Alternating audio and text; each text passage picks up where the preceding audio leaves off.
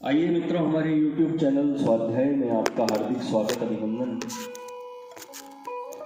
आज हम आपके लिए लेकर आए हैं उपयोगी कहानी जाओ और आओ। अगर आपने हमारे चैनल को लाइक और सब्सक्राइब नहीं किया है तो आपसे निवेदन है, कृपया चैनल को लाइक और सब्सक्राइब अवश्य करें। एक गांव में एक धनी मनुष्य रहता था।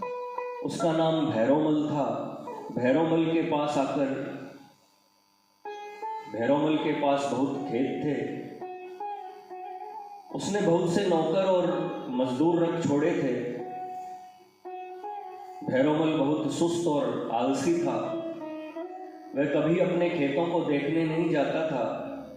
अपने मजदूर और नौकरों को भेजकर ही वह काम कराता था। मजदूर और नौकर मनमाना काम करते थे। वे लोग खेत पर तो थोड़ी देर काम करते थे, बाकी घर बैठे रहते, इधर उधर घूमते या गप्पे उड़ाया करते थे। खेत न तो ठीक से जोते जाते थे, न सींचे जाते थे और न उनमें ठीक खाद ही पड़ती थी। खेतों में बीज भी ठीक से नहीं पड़ते थे और उनकी घास तो कोई निकालता ही नहीं था। इसका फल यह हुआ कि उपज धीरे धीरे घटने लगी। थोड़े दिनों में भैरोमल गरीब होने लगा। उसी गांव में राम प्रसाद नामक एक दूसरा किसान था। उसके पास खेत नहीं थे। वह भैरोमल के ही कुछ खेत लेकर खेती करता था, किंतु था परिश्रमी। अपने मजदूरों के साथ वह खेत पर जाता था, डटकर परिश्रम करता था। उसके खेत भली प्रकार जोते और सींचे जाते थे, अच्छी खाद पड़ती थी, घास निकाली जाती थी और बीज भी समय पर बोए जाते थे। उसके घर के लोग भी खेत पर काम करते थे। उसके खेत में उपज अच्छी होती थी। लगान देकर और खर्च करके भी वह बहुत सा अन्न बचा लेता था। थोड़े दिनों में राम प्रसाद धनी हो गया। जब भैरोमल बहुत गरीब हो गया, उसके ऊपर महाजनों का ऋण हो गया, तो उसे अपने खेत बेचने की आवश्यकता जान पड़ी। यह समाचार पाकर राम प्रसाद उसके पास आया और बोला, मैंने सुना है कि आप अपने खेत बेचना चाहते हैं। कृपा करके आप मेरे हाथ अपने खेत बेचें। मैं दूसरों से कम मूल्य नहीं दूंगा। भैरोमल ने आश्चर्य से पूछा, भाई राम प्रसाद, मेरे पास इतने खेत थे, फिर भी मैं ऋणी हो गया हूँ, किंतु तुम्हारे पास धन कहाँ से आ गया है? तुम तो मेरे ही थोड़े से खेत लेकर खेती करते हो।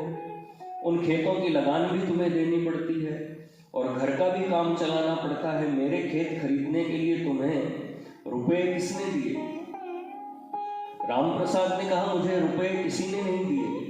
रुपए तो मैंने खेतों की उपज से ही बचाकर इकट्ठे किए हैं। आपकी खेती और मेरी खेती में एक अंतर है। आप नौकर मजदूरों आदि सब से काम करने के लिए जाओ जाओ कहते हैं, इससे आपकी संपत्ति भी चली गई। मैं मजदूरों और नौकरों से पहले काम करने को तैयार होकर उन्हें अपने साथ काम करने के लिए सदा आओ कहकर बुलाता हूँ। इससे मेरे यहाँ संपत्ति आती है। अब भैरोमल ठीक बात समझ गया। उसने थोड़े से खेत राम प्रसाद के हाथ बेचकर अपना ऋण चुका दिया और बाकी खेतों में परिश्रम पूर्वक खेती करने लगा।